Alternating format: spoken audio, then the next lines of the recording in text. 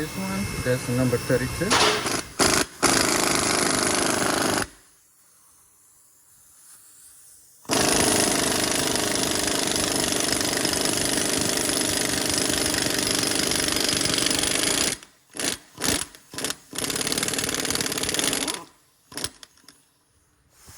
Alright, so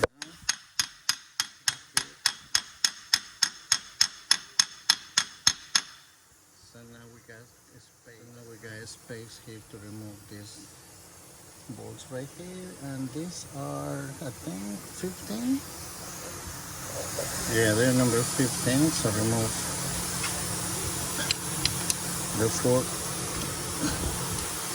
four bolts on the back. Okay. Alright, so just take your time, okay, to remove this bolt.